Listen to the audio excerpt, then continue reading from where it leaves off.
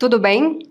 Você sabia que cerca de 25% dos imóveis no Brasil estão em áreas vulneráveis a eventos climáticos extremos, como inundações, deslizamentos e secas?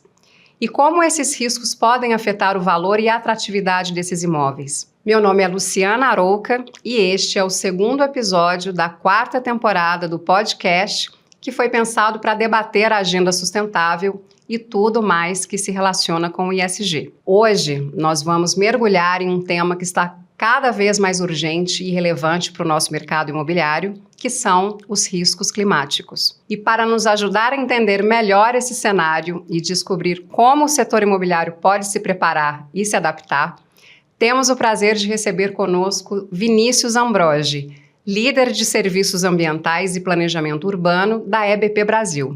Vinícius, seja muito bem-vindo. Boa tarde, muito obrigado. É um prazer estar aqui com vocês.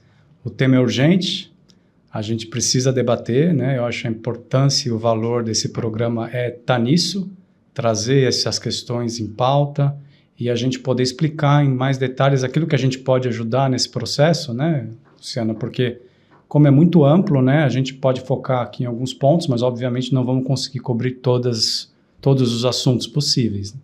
Mas muito obrigado pelo convite e uma satisfação enorme estar aqui com vocês. Não, a gente está muito feliz de ter você aqui conosco. Então, normalmente a gente começa sempre com os nossos convidados para a gente dar um norte para quem está nos ouvindo aqui. Então, eu queria que você falasse um pouquinho como esse tema de mudanças climáticas está impactando o mercado imobiliário, né, que é esse grande portfólio de imóveis construídos nas principais cidades. Perfeito. O risco climático, ele afeta não somente, né, os imóveis como as cidades, né? Então, de modo geral, como os imóveis estão nas cidades, né, a gente tem um processo natural, obviamente, que você está afetando as cidades e está afetando os imóveis por consequência. O principal ponto aqui, né, que a gente tem até exemplos reais que já ocorreram aqui no Brasil, infelizmente, né, são consequências mais graves, que podem levar até mortes, né? E tudo o que aconteceu, por exemplo, no Rio Grande do Sul, que foi muito ruim, né? Foi uma coisa muito triste. Mas o ponto principal é que, para o setor imobiliário, você também tem uma questão de negócio associada. Porque o mais importante nesse momento é começar a compreender que esses efeitos que eram raros ou que eventualmente nem aconteciam em determinadas regiões podem passar a acontecer. Então, existe uma ruptura do ponto de vista de engenharia, porque a engenharia sempre olhou muito para trás para conseguir fazer os projetos. Então, olhando questões hidrológicas, né, das chuvas, né, intensidade, tudo, olhando 50 anos antes, sempre olhando com o retrovisor. E agora a gente precisa olhar para frente, precisa pensar como a gente inclui essa questão do futuro, que tem uma certa dificuldade de previsibilidade, mas que não pode ser negada, assim, a gente não pode mais pensar em um projeto sem trazer a visão do futuro. Então, afeta o setor imobiliário, tanto do ponto de vista de localização dos imóveis, quanto do ponto de vista de atratividade de investidores, né? Os investidores estão preocupados com a sustentabilidade dos investimentos. O cliente também, né, começa a se preocupar, acho que a gente tem talvez um início, os eventos que ocorreram, né, não só do Rio Grande do Sul, mas outros também, começam a trazer isso na mente das pessoas, né? Eu preciso pensar onde vai ser a minha casa, né? Que risco que eu tenho hoje aqui. Eu acho que isso não estava muito no nosso horizonte e começou a se tornar uma realidade. Bom, com certeza tudo isso que você trouxe me faz pensar em muitas coisas que a gente deve passar por aqui hoje, mas pensando em a cultura do planejamento aqui no Brasil, né? Isso que você falou é super importante, olhar para frente, a gente precisa mudar essa chave. E essa questão de como a falta desse planejamento, olhando para risco climático, ela afeta o bolso, né, de quem está empreendendo no mercado imobiliário, tanto no sentido de desenvolvimentos, ou quem está investindo, ou quem está ocupando, né? Então, eu acho que essa é a pegada que a gente gostaria também de chamar a atenção aqui para o público que está nos ouvindo, qual que é o impacto realmente da não ação, que eu acho que essa seria a questão. E aí, antes da gente entrar nas questões que a gente quer debater aqui contigo, eu queria que você contasse um pouquinho sobre a EBP Brasil, que é uma empresa super consolidada tecnicamente em todos esses assuntos referentes a meio ambiente, riscos climáticos. Então, conta para a gente um pouquinho a jornada de vocês. Tá ótimo. A EBP é uma empresa de origem suíça, tem um pouco mais aí de 60 anos no mercado. Aqui no Brasil, nós fomos adquiridos, né? Nós temos uma história longa aqui de 45 anos também de operações e, de um modo geral, a EBP atua em várias frentes da área ambiental, tanto na parte de diagnósticos ambientais, a parte de riscos climáticos, a parte de riscos também, que são outros riscos, não só os climáticos, nas áreas de licenciamento ambiental. Então, todos os estudos que estão relacionados a questões ambientais, a gente consegue, com metodologias, né, que são adequadas de outros assuntos, colocar dentro do ambiental. Então, é uma área de atuação muito ampla. Estamos aí tentando desenvolver também novas áreas, estamos no urbanismo, né? Então a gente está com o Urban Planning agora também, começando a trabalhar um pouco mais nas questões das cidades. Então acho que é um planejamento, que é o que você falou do planejamento, né? A gente bate muito nessa questão, você sabe, o mercado europeu ele olha muito mais, o americano olha muito mais no planejamento, e a Suíça muito mais ainda. Então a gente trouxe um pouco dessa cultura de olhar para o planejamento com um pouco mais de atenção, para evitar os problemas futuros. Perfeito. E aí, entrando então nos temas aqui, falando de desafios e soluções. Quais são os principais desafios que esse mercado enfrenta, olhando para esse tema específico de riscos climáticos, na sua visão? Então, o setor imobiliário, falando do ponto de vista de negócio, né, ele tem que ter atratividade de mercado, ele tem que garantir que os investidores consigam ter o retorno de investimento e ele tem que atender muito bem o cliente também, porque o cliente de hoje é o cliente de amanhã. Então, é um conjunto de fatores que estão em risco, né, quando você fala da questão climática. Então, assim, a localização do empreendimento é fundamental nesse sentido, né? Então, estudar, avaliar essas questões com antecedência, até antes da aquisição do terreno, né, tem que fazer parte desse planejamento, para que se possa, aí, com mais segurança, dar continuidade no investimento. E do ponto de vista de como está afetando, é só a gente ver a questão de alagamentos, principalmente, né? Mas também questões, porque a gente tem questões crônicas, que são mais de longo prazo, e tem questões agudas, né? Então, por exemplo, se você tem uma inundação, é um evento agudo, que eventualmente não acontecia naquela localidade, mas que passa a acontecer. Então, é uma preocupação aguda. Você pode ter ondas de calor também, que são eventos agudos, pontuais e fortes, que podem afetar também a questão dos imóveis, né? Então, do ponto de vista de conforto e tudo isso. E quando você vai para os eventos crônicos, você, por exemplo, empreender numa região litorânea. Se houver uma mudança realmente dos níveis do mar naquela região, como que isso impacta o empreendimento? Então, esse é um exemplo, tem outros, né? Mas secas, por exemplo, você está numa região e você tem disponibilidade hídrica. E aí você faz um empreendimento e daqui 5 anos, por exemplo, ou 10 anos, você sabe que aquela região vai ter um problema de abastecimento.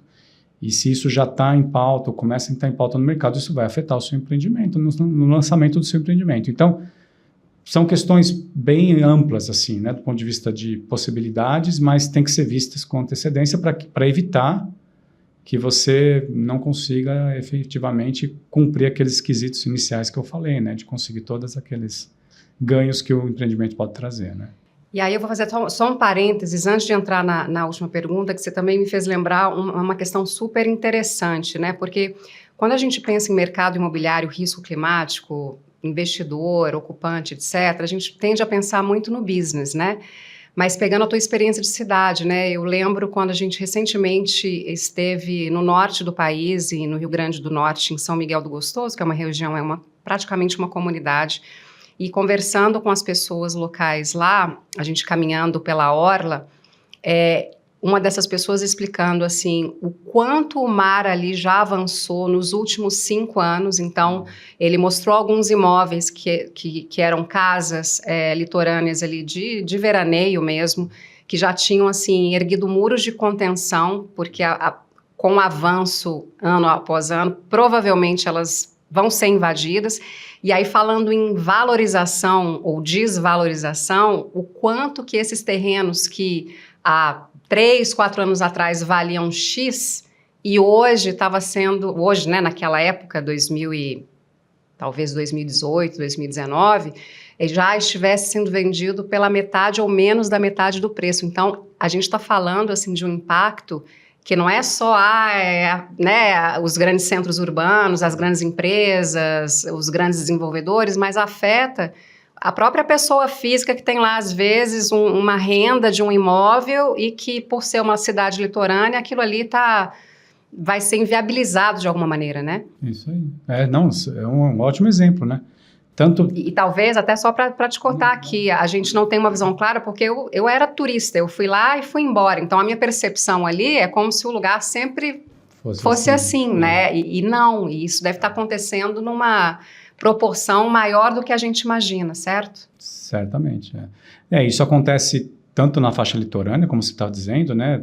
Redução de faixas de areia, ou, né, realmente já entrando em algumas residências, a gente já viu, né, tem imagens até do mar entrando em residências.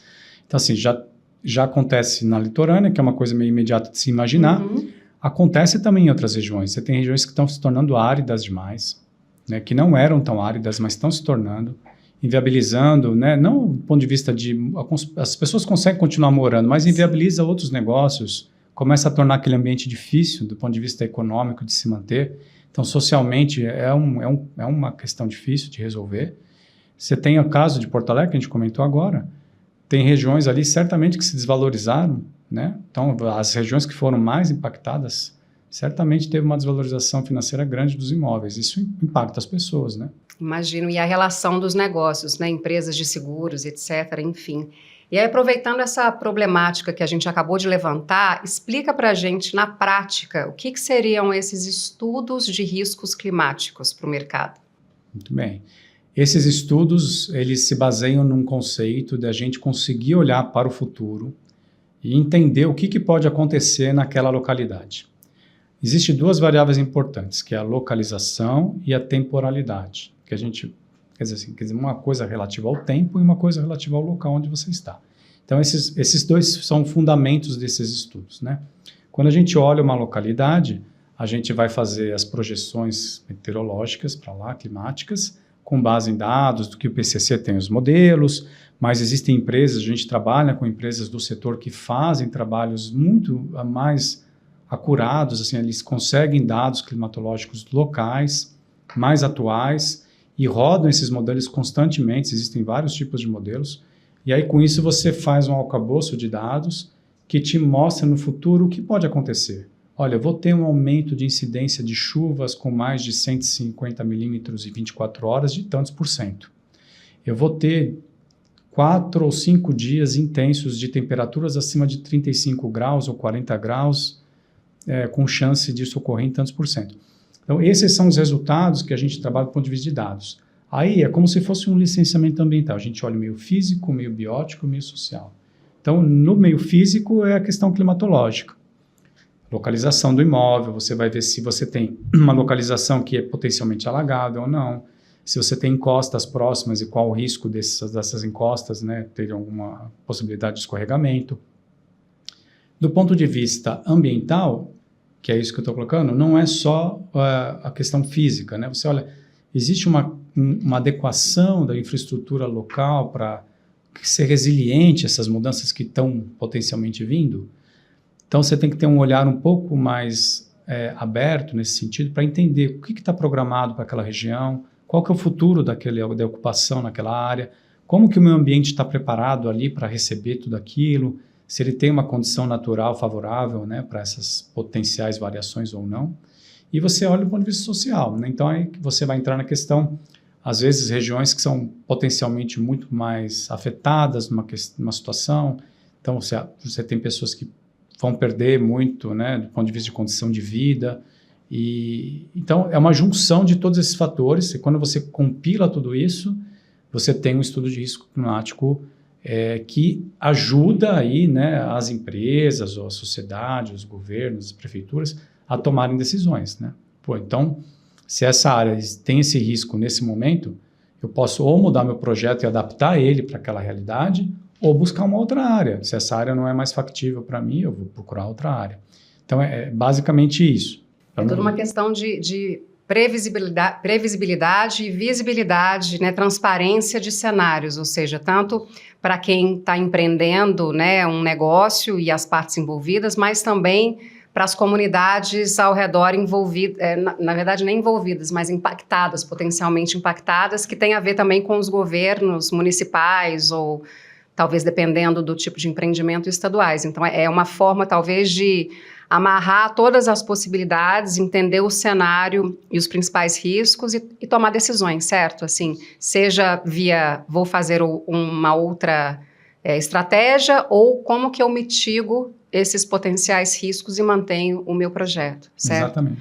E aí você citou na sua fala alguns mecanismos, mas eu queria que você tentasse elencar para a gente quais seriam as ferramentas, as principais, ou algumas das principais ferramentas e modelos que vocês utilizam para, né, para dar embasamento para esse estudo, porque é comum a gente ouvir assim, mas está falando que vai baseado em quê? Tem gente que acha que é achismo, né? Hoje é difícil a gente debater em alguns lugares, mas é importante falar assim, de onde vêm esses modelos, quais modelos e ferramentas são esses, para que realmente garantam às partes interessadas, né, o que elas podem esperar a futuro a partir da implantação daquele projeto.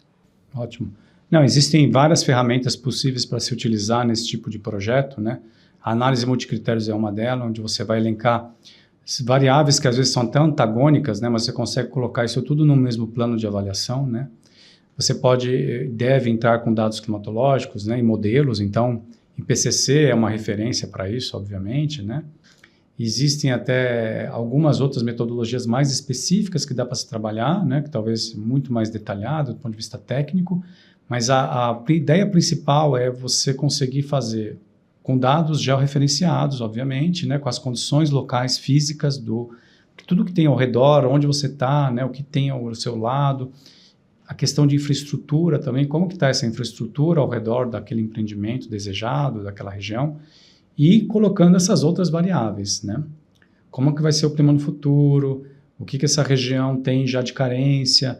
Então, você vai elencando tudo isso e consegue, né, numa consolidação, ter essa avaliação de risco, né?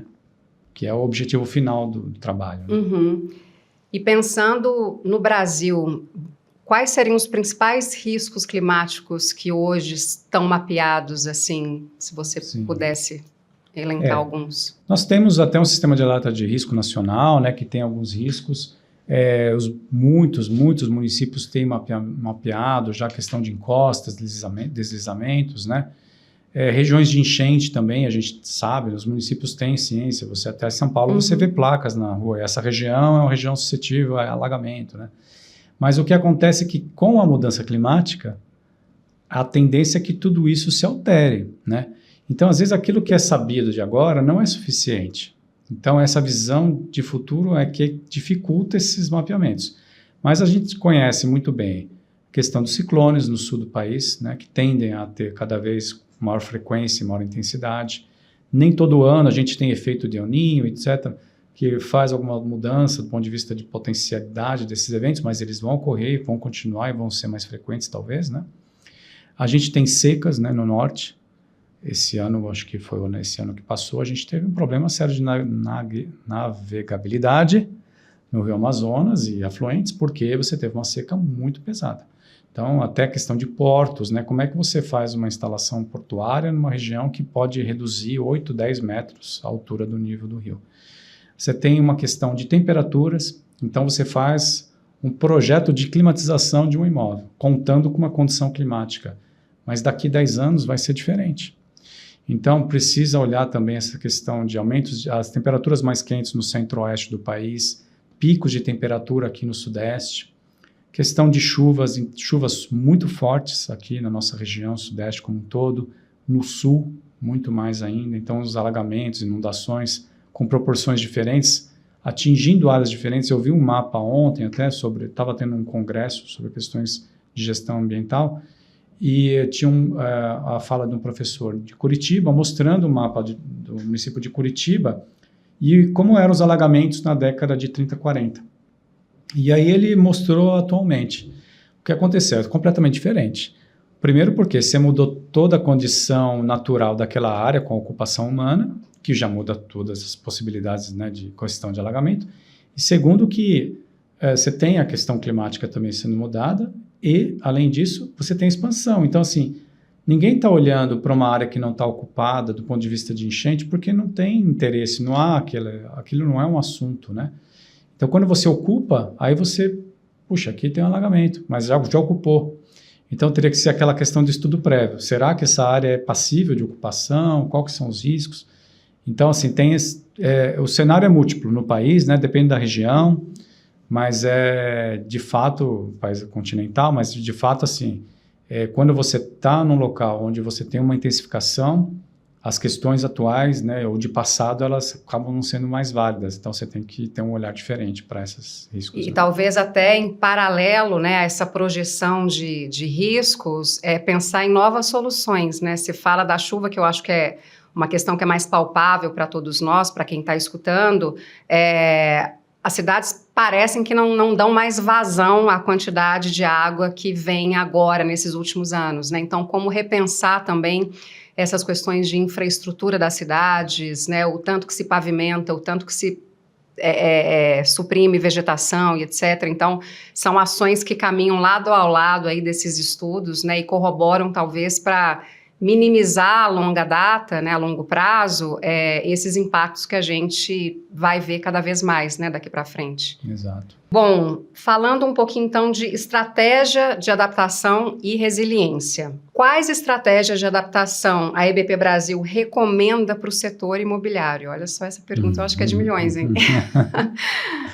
Bom, já falei uma aqui de início, que é estudar a área antes da aquisição. Entender quais são os riscos que aquela área pode estar submetida do ponto de vista das questões climáticas. Porque são feitos diversos estudos, né, para a aquisição de uma área, mas essa é uma variável adicional que talvez hoje é pouco vista, né, mas ela pode ser muito importante no futuro.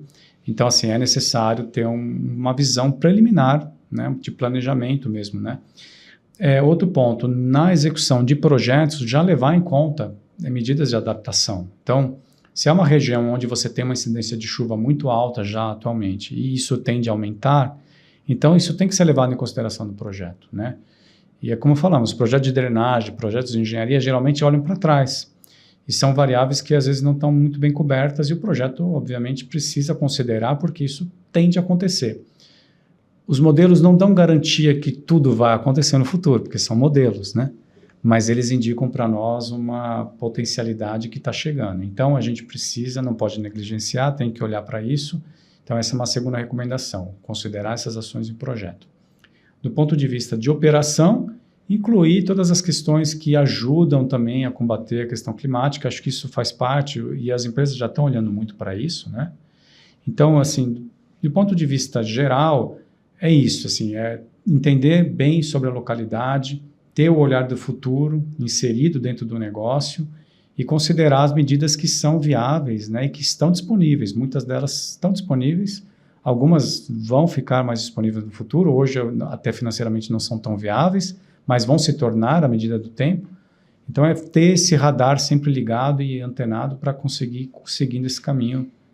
E a gente está falando assim de uma forma genérica quando a gente fala de mercado imobiliário e talvez quem está nos ouvindo pode pensar assim, bom, risco climático eu associo a grandes projetos de urbanização ou, sei lá, projetos de infraestrutura, tipo hidrelétricas, pontes, tarará. Eu acho que a gente também tem que mudar um pouco esse mindset, né, assim, de começar a olhar até para cidades como São Paulo, outros grandes centros, onde as empresas estão localizadas em edifícios que podem estar à margem de algum canal, de algum rio, sujeitas, sei lá, ventos não previstos. A gente realmente não sabe qual que vai ser a projeção, então eu queria que você só confirmasse essa minha fala, se devemos mudar esse mindset no sentido de olhar desde um projeto, vamos colocar, menor em termos de proporção, até o projeto realmente que pode chegar numa urbanização de bairro ou cidade, que normalmente esses estudos de riscos, ele já tem o seu lugar ali, né? Mas não faz parte muito da cultura ainda de desenvolvimento de menor porte, estudar para além das questões do licenciamento ambiental, que é lei, e não tem como sair disso, né? Não, eu acho que você está correta. Toda questão ligada a relevo, clima, ela afeta igualmente a todos. Então, assim, se uma prefeitura, às vezes ela tem uma responsabilidade muito grande em termos de espacialmente falando. Você imagina a complexidade que é aqui em São Paulo, por exemplo, existe um plano de questões de riscos climáticos para a cidade, a gente tem aqui, por exemplo, mas ele não cobre todas as possibilidades, ele não vai cobrir, porque ele é feito com uma granularidade diferente de um empreendimento. Você consegue, no empreendimento, ir àquela localidade, entender as condições daquele quarteirão, daquela micro-região onde você está inserindo o projeto. Essa visão é a visão completa, que é o que você disse, está correto. Porque, às vezes, a granularidade que o governo consegue ir, ele não atinge o nível de detalhe de um empreendimento, né? Então, a gente precisa ter os olhares que têm que ser adicionais. Você tem que pegar o planejamento urbano, entender as condições ali que estão sendo planejadas para o município naquela localidade, naquela região, e ter o olhar ali local mesmo para entender potencialidades. Como que tudo se impacta naquele local, né? E aí também acho que a gente está falando de resiliência para o futuro. Se a gente não pensa em resiliência, a gente também pode ver negócios irem morro abaixo, como deve ter acontecido, né, nesse último evento aí que vimos no Rio Grande do Sul, de empresas que ainda não tenham se recuperado, algumas até tenham desaparecido. Então isso, analisando de uma forma mais macro, isso pode acontecer no futuro, correto? Se não forem tomadas medidas de planejamento neste momento, certo? Correto. Não, a gente tem situações que já ocorrem, né? E a tendência, como a gente está dizendo, dos modelos e tudo mais, é o aumento de frequência. Então, isso vai aumentar. E não dá para saber onde, sabe? Porque quando você entra, você se posiciona em alguma rua da cidade, você não tem muita noção quais são as potencialidades ali. A gente tem modelos hoje já tão sofisticados, eu acompanho esses trabalhos de algumas empresas que estão muito avançadas em modelagem. Então, por exemplo, eles conseguem definir condições de vento entre ruas, né, velocidade de vento entre ruas, aumento de temperaturas, né, microclima, o que está acontecendo naquela específica região. Então, são variáveis importantes do ponto de vista da ocupação, principalmente, né? Como vai ser o conforto daquelas pessoas, como é que vai ser a vida daquelas pessoas naquela localidade. E afeta também nas questões macro do empreendimento. Você pode repensar algumas coisas do ponto de vista do empreendimento, pensando no empreendimento imobiliário. Isso pode levar você a querer tomar algumas ações, né? Tanto de infraestrutura verde ou azul, às vezes, ou a qualquer outra que seja medida do ponto de vista construtivo também. Então, isso vai ser paulatinamente cada vez mais adicionado à nossa realidade, é um fato. É o que esperamos, né? E, bom, a gente também tocou no tema de legislação ambiental. A gente sabe que o Brasil também, não sei se a gente pode considerar, mas tem um exemplo, assim, de legislação, me refiro a que seja uma legislação bastante parruda, bastante estruturada. Já existem regulamentações específicas aqui relacionadas a riscos climáticos para o setor imobiliário? Então, nossa legislação é isso que você falou mesmo, está tendo uma discussão agora, né? Vai ter um projeto de lei que talvez vai mudar um pouco o licenciamento. Está bem em pauta. Polêmico, certo? Polêmico porque vai mudar muita coisa, mas hoje não há uma legislação específica para esse tema, principalmente em relação ao mercado imobiliário, questões imobiliárias. O que a gente tem são algumas normas, alguns municípios que já têm um plano de risco e que já colocam alguns requisitos normativos, algumas coisas que já estão em pauta, mas isso é uma tendência que vai ocorrer. Então, assim, isso vai entrar em discussões, principalmente com esses eventos que ocorreram, que apesar de, já faz um ano, né, que ocorreu, por exemplo, a gente tem isso em Porto Alegre, não só em Porto Alegre, nas outras cidades, outros municípios da região sul, mas está ocorrendo no momento um amadurecimento daquela consequência. Então, a gente estava justamente nesse congresso discutindo, e você vê que as pessoas estão absorvendo ainda, sabe, o que aconteceu, né? como que isso aconteceu? Né? E a gente não podia ter feito nada, o que a gente tinha que ter mudado? Como é que repensar isso? Então, isso demora um pouco como sociedade, né? A gente não consegue tomar uma ação curto prazo, mas eu acho que a tendência é que a gente vai inserir, sim, requisitos, inclusive para o setor imobiliário. Inclusive, porque eu digo, porque pode ser que para a infraestrutura, né? Para outras atividades também. Ótimo. E a EBP Brasil, ela está se preparando para esse momento de mais regulamentações, ou seja, vocês estão em contatos, talvez, com órgãos governamentais, discutindo esses temas para também se adiantar, né, e até apoiar clientes quanto à evolução dessas conversas? Sim, como eu disse, estava nesse evento, justamente estava discutindo outras questões, mas essa questão foi uma parte do evento. A gente tem que estar conectado, né, Luciano? Tem que estar com o setor público, com o setor privado, com universidades. Acho que é uma necessidade. Não dá para... Esse assunto, ele é, assim... de muitas mãos, né? Exato. Não dá para a gente achar que sozinho a gente vai fazer alguma coisa, né? Eu acho que a gente contribui dentro desse cenário da melhor forma possível. A gente tenta trazer experiências de fora, né? Como uma empresa internacional. Existem casos de sucesso de adaptação climática, por exemplo, na Suíça, que a gente pode trazer, em outros países. Em Singapura, a gente tem um caso muito bonito de infraestrutura verde e azul dentro da cidade. Assim, tem muitos casos já no mercado internacional que também são uma boa base de entrada, né, de conhecimento para cá. Você está falando de infraestrutura verde e azul, a segunda vez que você toca nesse termo. Você quer explicar para o pessoal que está nos ouvindo o que é isso? Sim, é uma medida que inclui dentro do planejamento urbano, né, de infraestruturas, a questão da vegetação, né, o verde tem a ver com a vegetação, então são superfícies que estão com vegetação, ou pelo menos que tenha algum tipo de ocupação ali que está mesclando com a vegetação natural ou que leve a uma condição de regeneração natural daquela área. A infraestrutura azul tem a ver com a água, né? Então tem a ver com as drenagens, com os rios, com os lagos, com as áreas de alagamento dos rios. Então é você conseguir olhar de uma forma mais respeitosa para isso, né? Acho que no passado era assim e a sociedade como um todo perdeu isso nas grandes cidades. A gente precisa voltar um pouco para trás, respeitar um pouco alguns limites, né? E pensar que esses limites também estão mudando. Então, a gente precisa inserir é um quebra-cabeça, precisa colocar isso dentro das estruturas de ocupação humana daqui para frente. Perfeito. E aí, pensando no mundo que está globalizado, fala-se de muita inovação, tecnologia, etc., né, numa velocidade muitas vezes até assustadora. Em relação à inovação, você tem visto algumas boas práticas para esses estudos de riscos climáticos em outros lugares que não o Brasil e que podem vir ser implementados aqui no Brasil, sei lá, num futuro próximo? Sim, sim.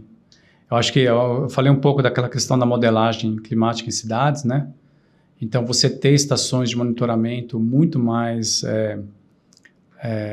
específicas em regiões, em localidades, né? Então, você aumentar o número de estações climatológicas, de clima, ajuda nessas modelagens climatológicas. Então, você conhece mais dados, entende mais, porque com a inteligência artificial tudo é um aprendizado, né? Então, assim, à medida que ela vai medindo, ela já vai informando e aquilo já vai mudando as previsões de futuro, então é um processo contínuo. Então, o sensoriamento remoto, acho que é um ponto importante que tem que entrar em toda a pauta de discussão de smart cities ou qualquer coisa que seja o modelo que a gente pense em adotar. Tecnologias de GIS, né, de georreferenciamento, e essas informações georreferenciadas já é muito avançado, né?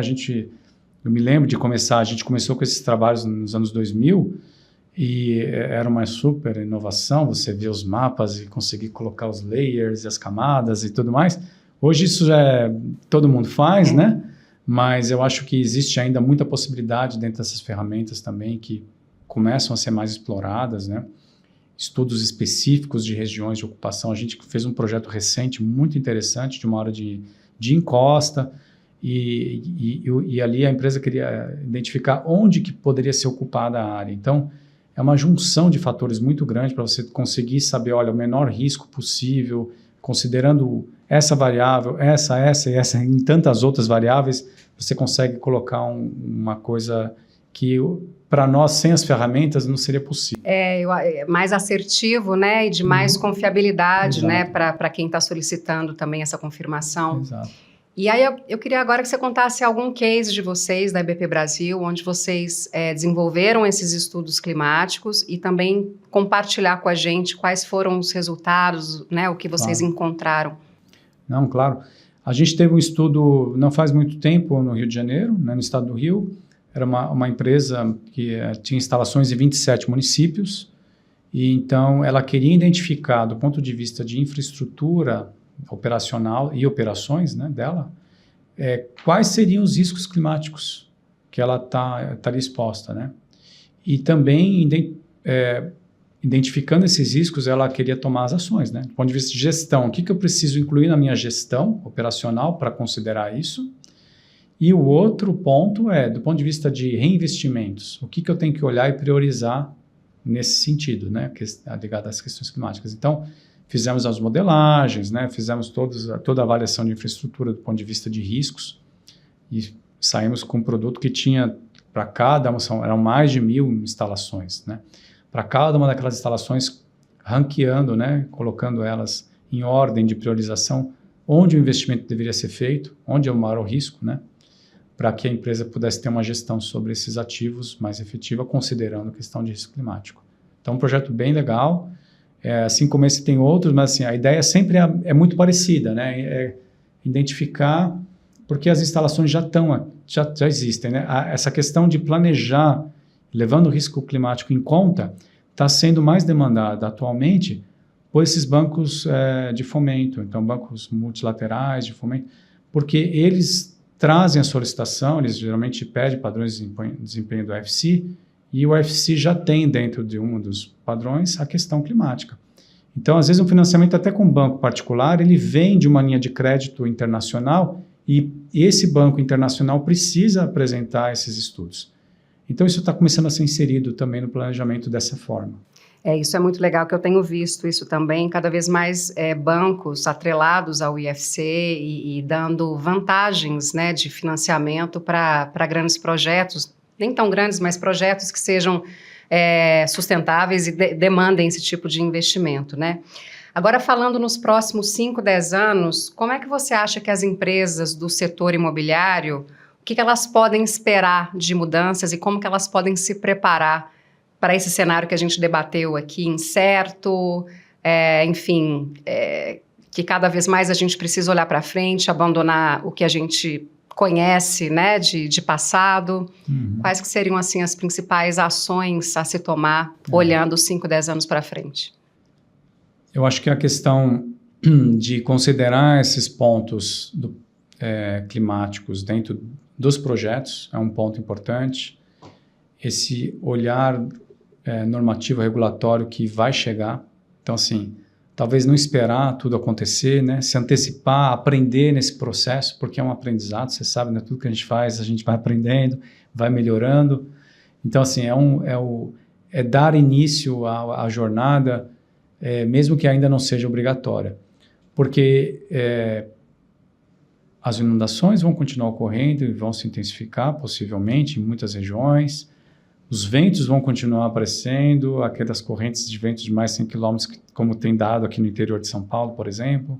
Isso vai continuar ocorrendo, vai se intensificar em algumas regiões e a gente tem que se preparar. Então, assim, não dá para esperar, né? Esperar é perder competitividade, é ficar para trás, né?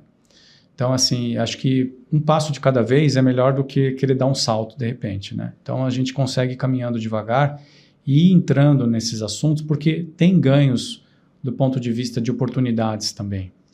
Então, acho que o olhar tem que ser um pouco por isso. Eu tenho que me preocupar com uma coisa a mais, mas essa coisa a mais pode me trazer algum benefício também. Então, é um olhar um pouco mais amplo do assunto. Eu acho que você tocou num ponto muito importante que eu queria também reforçar aqui. A gente está falando muito de risco, mas a gente tem que olhar essa oportunidade também, né? Assim, a partir dessa ação para o futuro, é uma grande oportunidade para as empresas que decidirem trilhar esse caminho, certo? Assim, é um pool de oportunidades, assim, olhando muitos cenários aí possíveis, correto? Com certeza. É oportunidade porque os clientes estão começando a despertar para esses temas e vão começar a se preocupar cada vez mais, né? À medida que esses eventos ocorrem e ocorrem situações catastróficas e tudo mais, e elas não vão deixar de ocorrer, né? Porque ocorreu uma vez que a gente não vai ter mais, a gente vai ter, infelizmente, é natural que isso vá acontecer. Então, assim, o cliente vai começar a olhar com essa preocupação. Então, quem estiver à frente, obviamente, tem um destaque nesse sentido. A gente tem, como eu disse, a questão dos bancos, os financiadores. Então, do ponto de vista de quem está financiando, vai querer um olhar nesse sentido também, vai começar a cobrar por isso. Então, estar preparado para responder, ter as respostas é importante também do ponto de vista de quem está investindo, né? Então, assim, você tem que dar a resposta correta, porque o empreendimento ele tem que ser sustentável, né? Então, essas questões vão estar ali ao redor. E eu acho que de um modo bem geral, assim, eu acho que como é uma tendência, né? Quando a gente está falando de modelos e tendências e probabilidades, então, assim, não dá para esperar acontecer, né? É melhor você se antecipar do que você ter uma perda reputacional, às vezes, né? Porque deixou de acreditar que aquilo pudesse ser relevante. Né? E a perda reputacional é muito pior do que uma perda financeira, né? Grave, a gente não consegue nem mensurar em quanto tempo uma empresa recupera um nome, certo? Exatamente. Muito bom. Vinícius, eu acho que a gente está aqui debatendo o tema de riscos climáticos. A gente não poderia deixar de falar de Porto Alegre, né? Que é um evento muito recente, né? Se você pegar aí cronologicamente falando, tem um pouco mais de um ano. Então, na sua visão, eu queria que você nos desse, assim, um pouco da sua avaliação sobre o que aconteceu lá, né? Eu já ouvi falar que, haviam projeções, elas não foram consideradas, não houve um plano, enfim, de mitigação adequada e considerando que você esteve lá recentemente também, qual que foi a sua impressão pós-evento? Não, perfeito. Não tenho todas as informações, talvez, para responder tudo o que você perguntou, mas conceitualmente o município de Porto Alegre está no mesmo nível da Lagoa dos Patos e o que acontece é que ele está num delta, ele recebe 5 grandes corpos hídricos, então é uma região que já tinha, historicamente, proteções para alagamento. Isso, aquele grande evento da década de 40 foi um evento que marcou, né, já o município lá no passado. Então, o que houve foi uma falha de alguns desses sistemas de bombeamento, sistemas de contenção de água, né? E que estavam talvez há muito tempo sem operar e não estavam com uma manutenção adequada e no evento acabaram falhando e permitiram que áreas fossem alagadas. Inclusive áreas que nem estavam alagadas em um determinado momento e depois de dias de alagamento se alagaram. Porque o bombeamento parou, por exemplo, porque a água bateu no nível da energia elétrica, eles tiveram que desligar as bombas e aí alagou de uma hora para outra um bairro, que isso ocorreu. Então, assim, isso demonstra só a fragilidade nossa perante esses eventos naturais, que são de uma escala muito grande, né? Então, o município sofreu demais, né, com tudo isso. Tive recentemente lá e as coisas estão se recuperando de uma forma diversa, né? Acho que regiões que conseguem ter um acesso melhor financeiro, ou com poder aquisitivo maior, ou regiões comerciais estão plenas, que é bonito de ver, você, né, saber que um ano atrás, um pouco mais, estava tudo alagado, e agora você está operando com restaurantes, né, todas as infraestruturas, mas existem bairros ainda que estão, né, numa condição aquém ainda, né, que ainda não conseguiram se recuperar. Então, existe uma questão também social envolvida, né, e a gente sabe disso porque isso é natural que seja assim dentro das cidades, né. Sim. As áreas que são mais afastadas têm mais dificuldade de acesso à infraestrutura e têm menos recursos financeiros disponíveis. E às vezes dependem mais de recursos públicos, né? Acabam dependendo mais e sofrem com esses atrasos, porque existem financiamentos, existem linhas de crédito de governo, estadual, federal, mas tudo demora, né, e, enfim. É um processo também de muito aprendizado para nós brasileiros, né? Eu acho que eu fiquei muito bem impactado do ponto de vista do povo gaúcho, né? De conseguir superar isso, sabe? Ninguém fica falando muito disso, né? Todo mundo já passou já foi, a gente conseguiu superar e estamos de novo, e isso é um aprendizado para o país, assim, para nós. E você acha que a partir desse evento alguma coisa mudou nesse olhar para o futuro que a gente tanto debateu aqui? Sim, com certeza, né? Uma parte das discussões que a gente também participou é justamente para criar esses modelos climáticos, né? Mas de uma forma mais detalhada ainda naquela região, porque é uma região muito grande, né? Uma bacia é muito grande, que envolve ali os rios, mas assim, se a gente não entrar nos detalhes, se não conseguir fazer um planejamento urbano de toda a região, ou mesmo que em regiões rurais, mas entender que áreas podem ser ocupadas, porque é normal você ver as cidades ao redor dos corpos hídricos, nas margens dos rios. Aí o rio sobe 20 metros de cota, nada fica, né? Tudo vai embora. E o Brasil é um país permeado por corpos hídricos. Muitos corpos hídricos, né? Então não dá para a gente não olhar para isso. Né? Pois é, então é importantíssima essa visão de governos, né? Tanto escala federal quanto os estaduais, municípios também, no planejamento mais urbano, no caso, olhar para essa questão de risco climático e conseguir readequar algumas ocupações humanas. Né? Acho que é um processo que vai demorar muito tempo, mas a gente tem que começar. A gente está chegando ao final aqui do nosso episódio. Eu acho que você trouxe aqui muitas informações muito relevantes e importantes para a gente olhar para frente e rever, né, a nossa tomada de decisão em relação a empreendimentos relacionados ao mercado imobiliário. Se a gente tentar amarrar tudo aqui que foi falado, né, de riscos, de oportunidades, de regulamentações, tendências, que mensagem que você poderia passar, né, para as pessoas que operam dentro do mercado imobiliário, não importando a escala, né, desde condomínios, galpões, indo para urbanizações, bairros, cidades, assim, o que você pode falar aqui para dar um norte aí para as pessoas? Legal. Eu acho que importante para nós, né, assim, como sociedade, é a gente pensar um pouco mais no planejamento, então conseguir planejar melhor.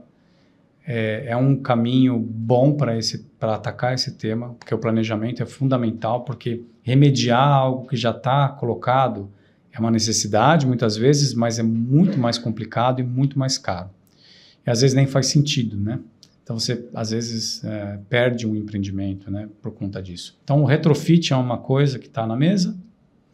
A questão de você ter um planejamento mais adequado a esse tema também.